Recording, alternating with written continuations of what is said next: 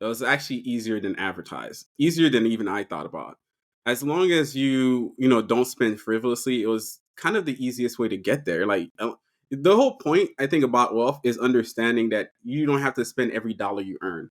And I don't know when it happens in our minds, in our heads, but as soon as dollars started coming in, we start thinking, you know what? Maybe we should spend it. And then I think we kind of fell down into that like rabbit hole of just spending so much more than we actually need as a people or society or community. Welcome, millionaires and future millionaires. You're listening to the Millionaires Unveiled podcast, a show where you'll hear the stories and interviews of everyday millionaires. We'll unveil their decisions, their strategies, and their portfolio allocation. Now to your host, Jace Mattinson. Welcome back to another episode of the Millionaires Unveiled podcast. This is episode number 377. This is the podcast where everyday millionaires share the real stories behind their wealth, how they built it, what they invested in, and the missteps they encountered along the way. We're your hosts, Jason Stacy, and we're diving into candid conversations with people who might just be your next door neighbor. Our guests will uncover how they transformed modest savings into significant wealth, offer investment tips that could change your financial outlook, and share personal stories that might surprise and inspire you. So tune in and get ready to discover how regular people like us turned their aspirations into achievements. And don't worry, while we dig deep for the details, we keep it all family friendly. Today we have Lawrence. He has a net worth of $1.3 million. He is in his early 40s and works as a federal auditor. No, not for the IRS, but for the FDIC, a pretty important and sophisticated job. Before we get into that, though, if you're interested in being on the show, send us an email at millionairesveiledmail.com. After spending my weekend with several dentists, I feel like it's time to have someone back on in that field or something similar, maybe even a dental hygienist. I don't think we've ever had one of those. There's a lot of professions that haven't been represented yet. Also, we are still looking for the $400 million interview. So if that is you or you know someone, shoot me a note. And with that, let's get into the interview with Lawrence. Lawrence, do you want to just give us about your background and what you're up to now? Hey, everybody. Wow. Thanks for having me on the show. My name is Lawrence Delva Gonzalez. I am a second generation, I guess in technicality, Haitian American, and me and my wife live in the Washington, D.C. area. And we've been here for the last, 10 years or so. And I am a federal auditor. She's an event manager, director. I always mess this up for some reason, and it's never really get it right as a husband, but still, that's what she does. And we've been here enjoying life and taking it one step at a time, as well as building wealth in our lifetime. Awesome. And I can't wait to get into your profession in a minute. Anything federal in it sounds a little sketchy, scary. To everybody else, but it's not as, I guess I'm not an auditor in a sense of IRS. I do auditing for basically of Treasury itself. Oh, so hey, we have to audit ourselves. Like in the sense we have to audit ourselves to ensure that money is going to exactly where it's supposed to go, and things that the taxpayers are paying for actually gets developed or used in the right way. So basically, a secondary level. That's an important job. Do we vote for that one? No. I'm happy that you guys don't. I'll stay in. I'm still here.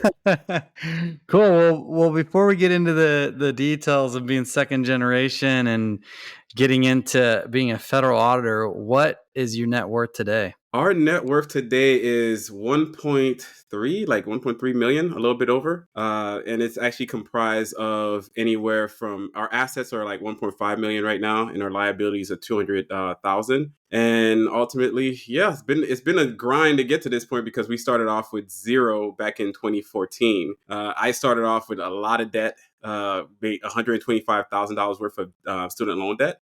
And my wife started off with $25,000 for some reason, and she felt it was a bad thing. But ultimately, we pushed through, and now our debts are pretty low. And all my student loans and her student loans got paid off as well. Wow! So between the two, you had over $150,000 in debt in 2014.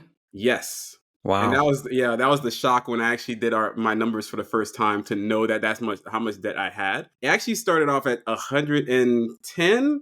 But then I took that interest loan, like repayment thing, and kind of like, hey, hold it off for a year. But it capitalized right back into the loan about an additional $10,000.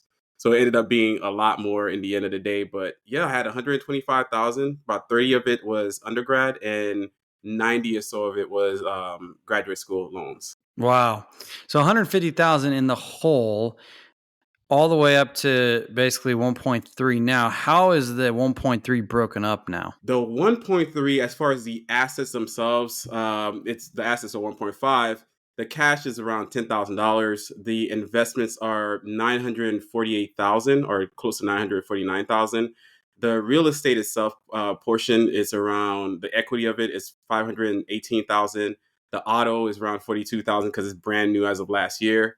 And from those investments, that 950, about 43% is all 401k. So 403,000 is 401k, traditional IRA 131,000, Roth IRAs 167,000, our HSA is around like investments $43,000, and our after tax portfolio is 164,000, and our 529 plan for my nephew is $40,000. Wow, you're a pretty nice uncle. Oh well, not. I'm just carrying the money because it's not my money. So it's at this point, I only did this. At least I remember it because of this. I'm like, yeah, it's still there. It just lingers on, like it's just here. I gotcha.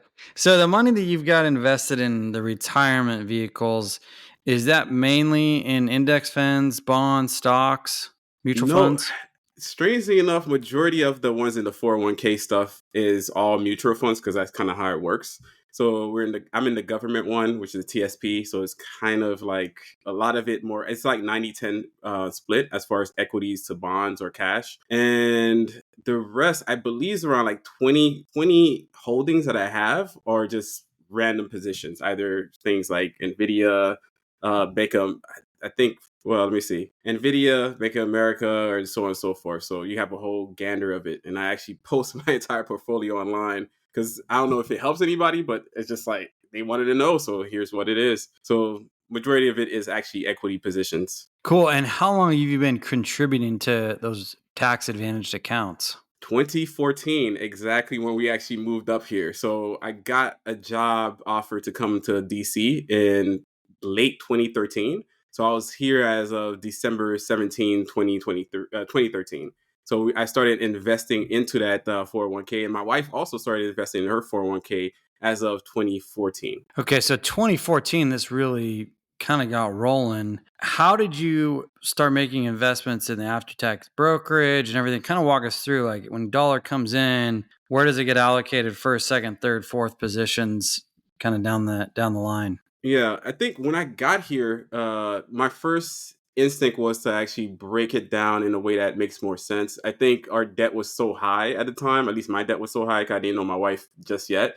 My debt was so high, I figured the best thing for me to do is to use the tax advantage programs as 401ks, because that's going to reduce my tax liability. On top of that, it's going to bring me a little bit more in the refund so I could actually put more money into a traditional IRA. But the secondary effect to that is that it lowered my AGI. Once it lowered my AGI, it also lowered my student loan payments month to month, which was incredible because my student loan payments went from like $1,000 a month to like $500. And that's how I was able to find the extra money to start putting into traditional IRA at first. Then also I jumped right into the HSA because that's also lowering my tax liability in the end of the day, and also kind of boosted your net worth. So you're doing two things at once. You're lowering your tax liabilities. You're boosting your wealth by buying into assets, and then you're also systematically paying down your debt. So that's kind of how I was able to do it. And when did you start contributing to the HSA? The HSA I started contributing in 2015. I want to say it was 2015 because I think it's like the end of the year. You still have a float amount of time that you could do a prior year contribution.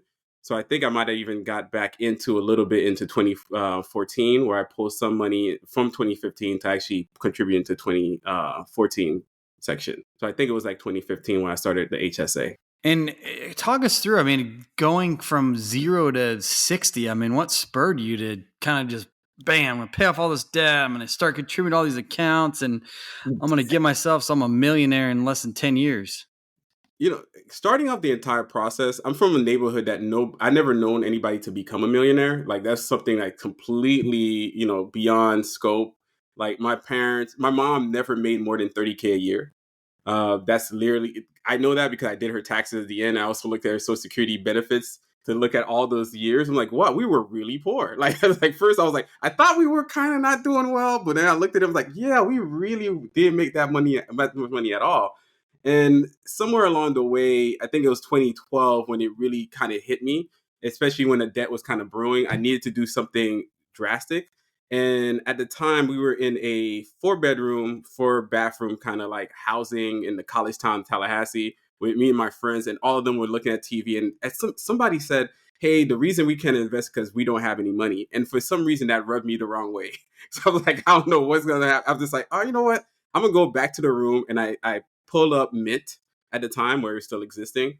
I looked at the amount of money I was spending for 3 months period, and I found I was spending as much as $360 per month on food, which is, at least by today's standards, is kind of like cheap. But back then it was kind of insane because it's not like I was eating Red Lobster here. I was just kind of eating like college student diet. But I did the rest of the numbers for my buddies that I lived with for months, for at least another 6 months on end, and I found on average we were spending $2,400 a month on food. Four guys. Who knows what we were eating? But some people were just eating all day, every day out, and I was eating here and there. But I was making food for everybody else, which made even less sense. But once I saw that number, I realized that a lot of people have more money than they know. We just spend it pretty well on like stuff that we don't track. And I try to tell my friends this. I'm like, hey guys, kind of run back, like, look what I found. What did I found? And they just didn't care. And I figured, hey, you know what? Let me see if I could pull this off because everybody was telling me it can't be done. So let me see if it's possible to, put one foot in front of the other and to see if it's, feasible to even become a millionaire in this lifetime. Well, RIP Mint, we're Yeah. we sad to have seen it go. Good crying out. But we're thankful for the catalyst there. So at that point, was that when you set out to become a millionaire? I didn't set out to become a millionaire as much more. I was like, it was more like a game of like, is it even possible? Because everybody else said it wasn't. I was running into like so many other people. I had a girlfriend at the time, which my wife knows. Like, I had a girlfriend at the time, and I think she was having a bad day, but she set out to kind of make me feel bad and said, "We'll never be rich. You'll always be poor." Da da da da da.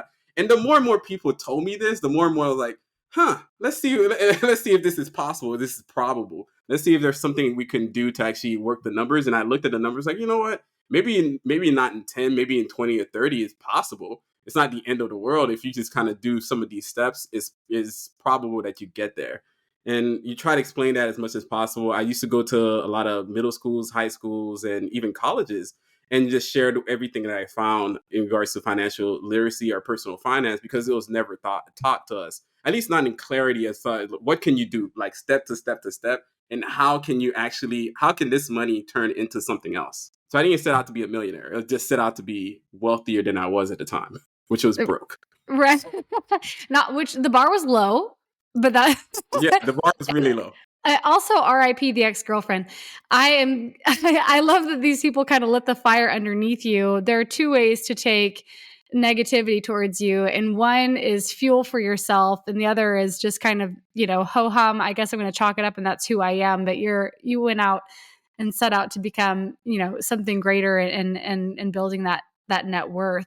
So I'd love to kind of rewind a little bit and talk us through kind of your career trajectory and what that looked like. What career trajectory? Well, it's like back in 2012, I just got out of graduate school. I actually didn't complete it. I probably had a good 4 more classes to go.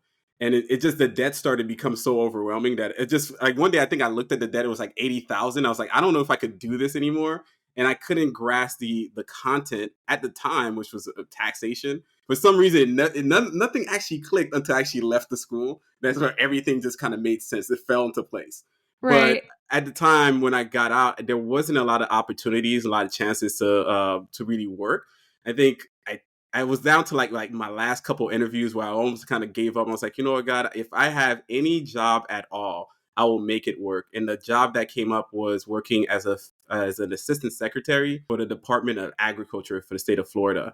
And I was making around like 27,000 before tax. So, and my take home was about $1,000 a month. And what was more drastic about that, they only paid one time a month. That's how I know that it was 1,000, because they only paid once, which was weird. I thought it was supposed to be bi-weekly, but no, it was just once a month that you get paid.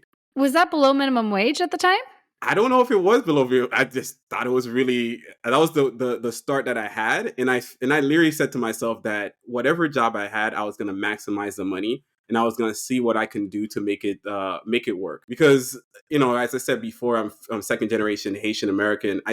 I grew up in Haiti. So I've seen my grandmother, who never really made more than 20K, never made more than 16 really, but she took care of about like what, six kids, like my aunts and my uncles and stuff. And so I've seen people live with on less. So I figured that if she could do it, then I could do it. So what did my grandmother do? She did vat cooking. Well, at the time, that's the only word I could come up with. It was vat cooking, meaning you just take a big casserole of food, you make it for the day, and everybody ate out of it. But now I guess millennials started terming it meal prepping. It sounds really more it's more fancy now, but that's what it Sexy was. sounding. Yeah, and she also every morning or every weekend she'd wake up super early to actually make rum alcohol at the house, which I was like, okay, this is what she's doing. But she was doing side hustles. Like, this is what it was. So I learned all these things from watching people in my family really pull together resources and money and just made everything work. And also separating happiness from spending money. I think, especially in America, we got so used to it that like, in order for us to think about going somewhere, like, oh, I want to have fun, I have to go spend money. You don't have to spend money. You could actually not do the spending money part and still have a good time. And I try to lean it more into that and started doing more like, let's say, Spartan races or stuff like that, or even hiking or things that's just not going to tax me too much on money wise, but actually going to bring a little bit more happiness into my life. And dance salsa too. Yeah, that was a lot of salsa dancing. That's great. So, and then what was your undergraduate degree and your graduate degree that you were working on? My undergraduate degree was business with a minor or concentration in French. That was my undergrad. Then I went back into for grad schools. I was like, well, I need to make real money because I don't have any real money. So I started thinking, hey, what's a good thing I'm good at? Was accounting. I was like, all right, I'm not that bad. So I went into there for a master's in accounting with a specialization in taxation, Okay, which I nice. didn't finish. We're driven by the search for better. But when it comes to hiring, the best way to search for a candidate isn't to search at all. Don't search, match with Indeed. If you need to hire, you need Indeed. Indeed is your matching and hiring platform with over 350 million global monthly visitors, according to Indeed data, and a matching engine that helps you find quality candidates fast. One of the things I love about Indeed is that it makes hiring all in one place so easy because it's fast, quick, and there are millions of candidates right at your fingertips. And listeners of this show will get a $75 sponsored job credit to get your jobs more visibility at Indeed.com/unveiled. Just go to Indeed.com/unveiled right now and support our show by saying you heard about Indeed on this podcast. Indeed.com/unveiled. Terms and conditions apply. Need to hire? You need Indeed. All right. Yeah. Okay. So undergraduate degree, business with a French minor, work on the Mac, and then didn't quite finish it. Okay. So you get out of graduate school. You leave graduate school. You leave graduate school. You're making $1,000 per month. How did you get from there to where you are now? All right, so that's another story for for this time. So when I was making 27K at the time, that was the first job. I ended up just at the same time still applying for other jobs and other positions. So I was enjoying myself, and about 6 months later, I was given another opportunity to work for the Department of Revenue, making 32K. So I was able to kind of jump from that 27 to 32.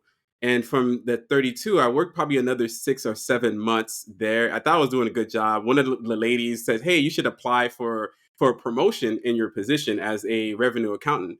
And I was like, "All right," I applied, and they said, "Well, you're too new, so we can't give it to you." So I went back to my desk and I applied online to a for a federal auditing position. And yeah, they said they're gonna pay me 64K. I was like, what? 64? She's like, is that enough? Is that enough? Like, I only had like 32 at a time. So I jumped to the chance of getting the $64,000. So my career is not as, I guess it's not as pronounced or long as much more as it's just happenstance that got me to this point. And I stayed at this position for the last, 10 years. And that's how I'm here. Well, it's not quite happenstance. If people suggest that you apply for promotions, it means that you And were they say working hard and no. doing a great Like, job. all right, Like, I'm I'll in. get at you. I'm in. So at this point, you hit 1 million. You're at a point where, in your mind, maybe you've come farther than you ever planned. Where do you go from here? Do you have target net worth? income go, passive income go? I mean, what does kind of the future hold? The goal here right now, 'cause I think me and my wife were getting a little bit, I guess, restless in the sense that we kind of want to get out and really enjoy the world. That's our hobby. We love to travel. So one of the plans that I had is to really kind of work the system through the point of retirement, where I retire with the federal government, take the pension, and ultimately retire with probably around like 6 million. And that way I'll be able to, one, withdraw enough that we could live off of, because my wife has type 1 diabetes, which is very expensive. So I have to figure out a way to kind of rope that into our cash flow in the future. And then we also want to give back as much as possible to other people, other families, to see if we could help others get to the point where they're financially secure enough to start making better decisions. Because when you're in the point where you're kind of struggling with maybe 30 or 40K a year, which is like the median in Miami, it's not a lot of leg room or wiggle room for you to think about anything else as far as, hey, can I invest here? Can I make even alterations to the home, necessary renovations to like the roofing or anything like that? So I want to at least set up a way that we could start giving back to other people to change their lives, that they have enough room so they could do something else other than struggle or other than work. Because there's too many people at retiring or not retiring, but basically dying to work at this point. And I want to see a little bit of change in that. I want to see something a little bit drastic. But I guess that's my new goal now. Try to get to that point where I retire. But we might just decide to kind of kamikaze the thing and retire in like 2030 or something, where we have just enough money so we could travel the world like we intended to. And when you speak of retirement, is it a number for you? Is it what you feel like you can withdraw from your portfolio, which backs into a number? How do you think about that? Yeah, when I think about retirement, I think it's the latter. Is like it's a number. If I could find an actual number, because it's something I'm talking to my wife about, because we don't really know exactly how much it costs to sustain somebody that has like a impairment. I won't say an impairment. It's weird. Like that has a condition like this, like for a very long time. I think it might even cost us an additional 50K a year or something. At least I could just speculate.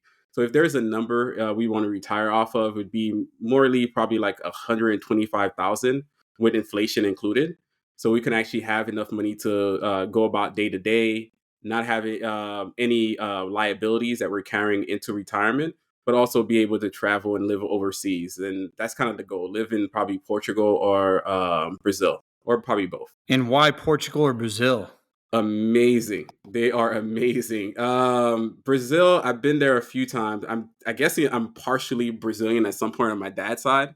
So I do love the atmosphere. I love the place. I love the ambiance. And I love the fact that on Sundays or something, they close like main strips, and people are just walking. Like families are out. And it's just a different lifestyle that I definitely want to interact with more. And I kind of want to be there for it. But for Portugal, it's more so and you've seen it probably online recently in the media being pushed. Portugal is a really great place. It's kind of a hidden gem in like the 1990s. But now I think a lot of people are figuring out that you could try to ease of travel. You could buy a home there that's relatively still affordable. And the city itself is very vibrant and it has a lot to do. And you could even travel to other countries from there. So you kind of stage there as much as you can. And and then somehow I'm a little bit, I would say I'm a little bit of a polyglot. So I do know English, Haitian Creole, French. I definitely could read Spanish, and I could kind of functionally survive off of Portuguese. So that's the reason why. It's like, I could probably pull this off. Okay, and you, I mean, this is like going to happen in the very near future before you're significantly at quote unquote the retirement age. Yes. Right now I am 41 and my wife is what, 35. So she's definitely gonna get out of this game quicker than I did. But it's gonna be an amazing turn to really kind of like see life from the different end, because we've been working, at least I've been working since I was 16. I think she's also been working since she was 16. So we've been, working any type of job that we could. And at this point, I think I've done a lot. And I think I'm kind of over it. I'm like, yeah, I don't dream of labor. I try to tell that to people all the time. I do not dream of labor at all. I was also in the Marine Corps, so I've done all of that. So I'm like, yeah, I have all this experience. I just want to, go out and see the world, see the edges of the world, and really experience and take photos and show other people that this is where, it's not, the world is not just down the block or maybe even the city, but it's in entirety, a lot of different people, different opinions, different ideas, and just different ways to live. Awesome. And as it relates to building up kind of that nest egg, I mean, dollars come in now. Are you allocating the same way that you started doing that back in 2014, or has that changed? It's kind of became a little bit more, I guess, intentional about it. So we do as much as possible to our 401ks. We maximize those as much as possible. We also maximize our Roth IRAs. So in combination with that, with the HSA themselves, so we're putting at least in any given year now about $90,000 into our investments in totality with everything as far as even our matching contributions. So we're doing as much as possible in a very short amount of time because the future is not guaranteed. So at least at this point, I guess we're anticipating that we can kind of build our investments at least to like $1 million by the end of this year. And probably, my wife said we're not really millionaires until she's also a millionaire. So we'll get to the $2 million mark probably by the end of next year. It's like then you're laughing because it's like we're not. I don't feel it like until I'm a millionaire You myself. know, a million per head.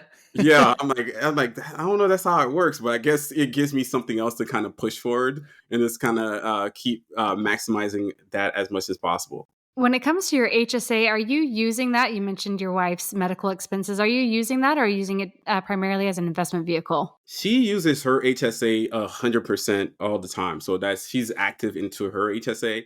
I started building my HSA prior to her. Basically, I had to explain to her what a HSA was so she could get into it, and then she kind of jumped in a little bit later. But because I had like additional, I would say probably 5 more years, I was able to invest as much as possible in there, and I don't necessarily kind of fall very ill.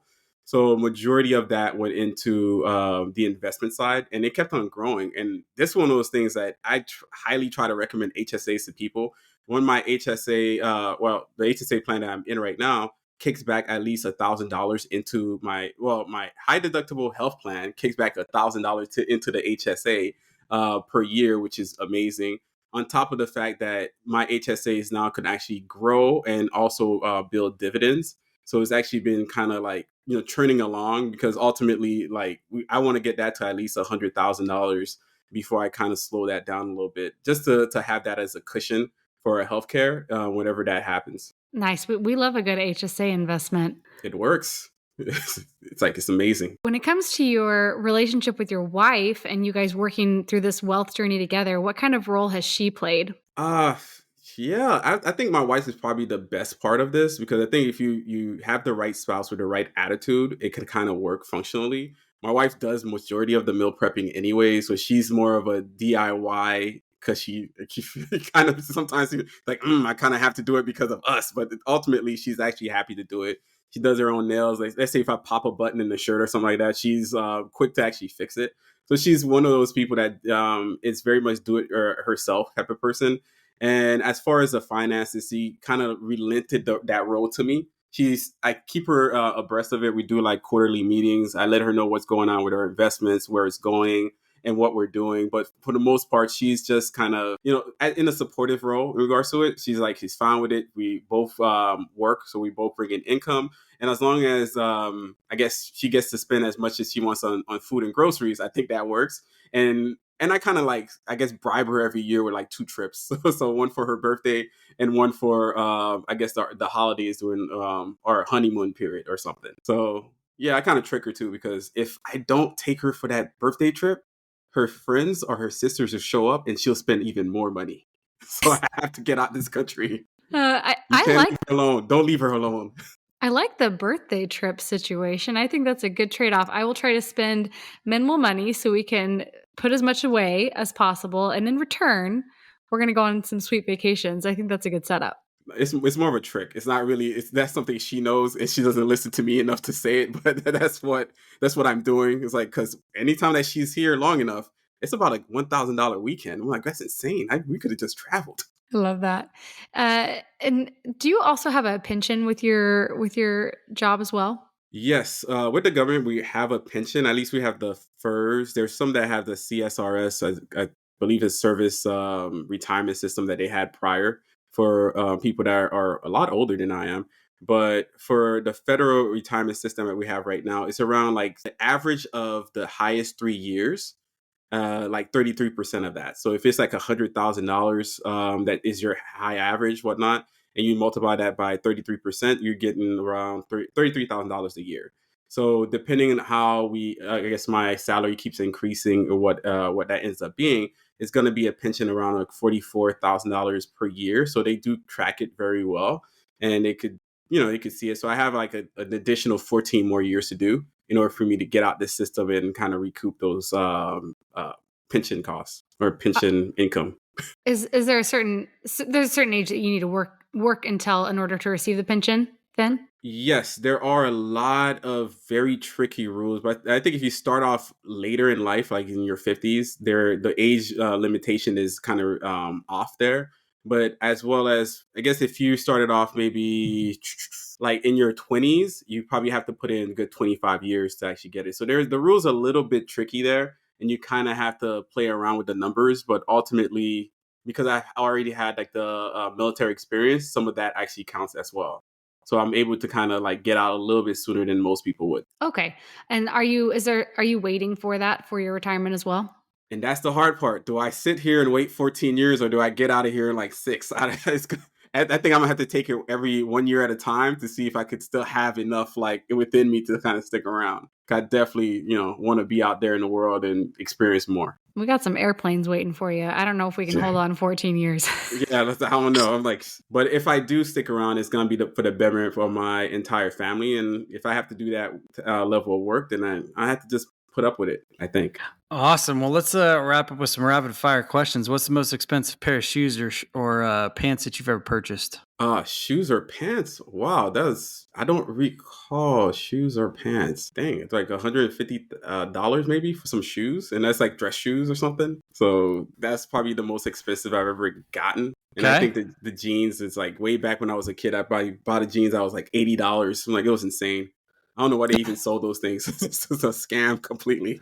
Okay. What about the most expensive meal out that you paid for? The most expensive meal out. I'm only remembering this one because it's newer. We just went down to Miami for my goddaughter's graduation, and me and my wife put down at least it was $1,400. It was a great meal. It was for like eight of us. It was for graduation dinner, but it was also a great, I guess, reward or for my cousins because they, raised my goddaughter. So that was amazing. So it was a good family trip, completely. So I'm not too mad about it, but it did sting a little bit at the end when you seen the price of the tomahawk. It's like $400 for a tomahawk steak. I think we should have stopped when I was ahead. Yeah, no kidding, no kidding. What about the most expensive trip or experience?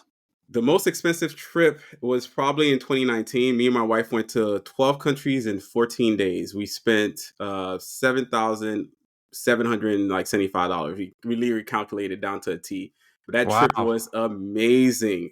I would not take it for anything else. We went to I guess I have to always remember it in order: Ireland, Scotland, England, France, Brussels, Amsterdam, Rome, Vatican. Can I count those because it's its own country? Then you have we went to Nice and to go see Monaco, Spain, Portugal, and Iceland. So it was a Wow. really, yeah. In 14 days, we were clocking it into those days. So it was like about No 5 years kidding. ago. It was a lot. I don't Riding think we could pull trains to this off Beach? anymore, huh? Riding the trains? We flew, we rented cars, we rode trains, we flew some more, and it was a lot. Short Wow. from boating, like we didn't do that, but ultimately we really pushed that entire trip, and it wasn't like a touch and go trip either. We went to a lot of locations. We ate, really well. All of it was still included. I think that was like the concern. Like, what are you just passing by? Like, no, it was just very much timely. Everything that we were doing was like, hey, get in, get out. It was supposed to be my own personal trip that I was gonna take, but by the time that I guess at the time she was my girlfriend, she was like, yeah, I'll show up for like a country or two. Then she kept on looking at the itinerary, so I'll show up for like another country. And then she was like, I'm gonna show up for all of it. And that's kind of when I knew that, hey, I guess I may as well get married at this point because this is it. That's awesome. What about the most expensive car or Most toy? expensive car. Recently, like 2023, bought a Toyota RAV4. The most expensive. It's 50. I want to say it was $55,000. And yeah, and what's worst about it is that 3 months into it, our tires and rims got stolen off of it. Oh my gosh. It was Yeah, brand new so too? brand new. It was just a regular car. It's not like the fancy rims. It was literally stock, brand stock rims and everything, and they stole everything. Mm. And when we thought it was over, yeah, we got that fixed for like $1,000 or so, or 1,000 or more. On top of that, they stole it again in October, the rims and the Oh tires. my So goodness. so we had to get that repaired again out of it and kind of move it all the way down south, get it all fixed, added 2 or 3 layers of alarms because they didn't like that car doesn't come with an actual alarm. Turns out a lot of the new cars don't come with a really good robust alarm, so you have to add your own aftermarket alarm to it. So that costs you a lot more money. And yeah, it cost me about $1,000 a month. That's how much the loan is on that thing. It's like it's Wow. literally that bad. I'm like, it's probably the worst. We love the car, but I have to remember that as like the worst like spending thing we ever done because our 19-year-old car was kind of like going a little bad there, so we had to get something new. Yeah, yeah. What's the craziest thing you've ever done to earn money? Craziest thing I ever done to earn money? Well, probably joining the Marine Corps, maybe. It's like probably did. It wasn't that bad, but I don't think I've ever done anything that was completely salacious to make money. As much more that working like McDonald's was hard. I worked at Best Buy. You know what? I worked at FedEx. That was probably the most arduous, laborious job I've ever had in my life. FedEx to get those packages to everybody's doors through Amazon is an incredible task. You are cooking in the back of a warehouse and you're working like nonstop from the time you clock in like 4:30 all the way till about like 10 or 11 p.m. at night. And yeah, it was a lot of trucks, it's a lot of packages. It's probably the worst thing I ever done for money. I think I quit that job, but I don't think I ever came back. I didn't give them a reason. I think it was just kind of one of those jobs. Like they know that they grind you to a halt, and if you don't show back up, you don't show back up. Oh my goodness. Wow. What's something you've spent too much money on, but you don't regret it? Our wedding, we spent a lot of money on that entire wedding, but we did it because one, her family is like she's one of 3 girls. She was the first one to get married at the time, and my family hasn't seen a wedding for a very long time, so it was good to actually bring everybody together. It could have been smaller. It was during the pandemic in, I guess, November of 2020, and things cost a lot more, but we ended up doing that. And on top of that, we had an Airbnb that was purely amazing because one side was one Airbnb that my wife had. It was basically a connected home, but the other side was the Airbnb for the guys, and in between was just a courtyard where everybody was, I guess, get into hanging out with each other, having a good time. And till this day, we still get a lot of like conversations about what happened after the wedding because everybody went back there, and there was like a huge party that went down. Like it's just like this story that you're not part of, but you know of the place that it happened. It's like, yeah, man, this was the best party I ever been to in my life. I'm like, yeah, it was. I wasn't there. I wasn't there. Thanks again. It's like, but I don't have any regrets about it. It was really good. What's the dumbest thing you've ever wasted money on? Dumbest thing I ever wasted money on. Like entertainment systems in college. I don't know. It's just one of those things like you had a room, but you had to have an entertainment system. And to this day, I've had multiple ones that I never really set up. It never got to that point where I actually use it like sound bars and anything like that. But for some reason, I kept on buying all the pieces, all the little speakers to it. And to this day, it's probably the dumbest thing I ever spent money on because I never really used it at all. Like it's just to the point I don't know who uses them, but all the wires, all of that, like just it goes somewhere. Probably still the dumbest thing I ever spent money on. What was your first job? First job. My first job was, I guess, technically McDonald's. I was working in the fry section or in the back in the cook section. So it was during that time when McDonald's had all the specials, the 19 cents hamburger days, 29 cents cheeseburger days, and McNuggets or whatever it was. And people would come in with like orders of 500 like hamburgers. It was and it was back to back too. Somebody's like, I 500 hamburgers. Next person is like 250 hamburgers and with no pickles or something like that. It was all these absurd little like tasks that you were doing.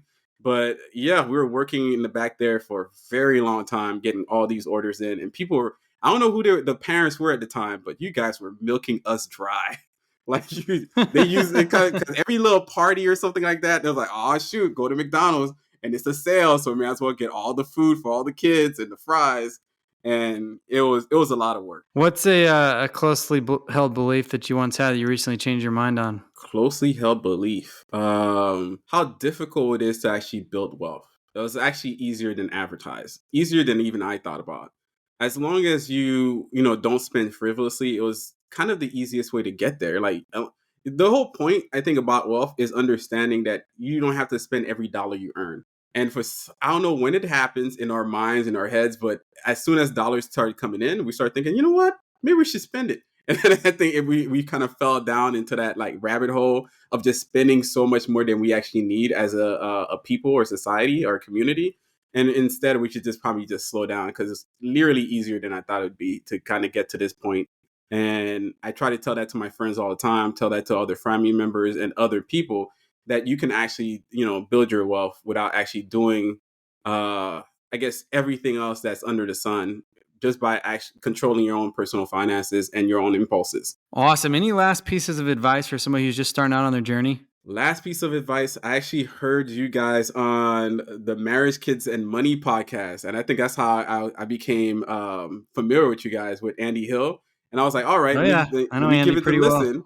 And you guys have so many episodes of with variety of people that I think it probably should be a mandatory listen at this point. It should probably, it's kind of like plugging you in on your own stuff, but it's true. Like at this point, there's so much variety of people and stories. I think if people were more accustomed to hearing that, hey, a plumber became a millionaire, a person that an engineer, a former bank person or teacher, or even there's one guy specifically, and I really wish I remember his name. I was driving at the time, but he became a millionaire, I believe, and he had like a daughter, and his wife passed away to like I think cancer or something like that. And to this day, it hit me. I don't remember when. It was just like, wow, like there's people going through real experiences in life, and we're just kind of like venting about maybe, hey, I didn't get perfect ice cream today, or I didn't get a Starbucks thing here, I didn't buy this thing for $5, but in essence, there's people really struggling out there. And it's not to say that you're comparing yourself to them. As much more you're seeing that, hey, these are people going through real experiences. And it's okay to kind of say, you know what, you don't have it necessarily that bad. And you could just be happy or be grateful. Maybe that's the lesson here. Just be grateful sometimes that, life is not as bad as it could be. And just maximize the time that you're in right now. Awesome. That's Lawrence with a net worth of $1.3 million. Thanks for on the show today. Thank you.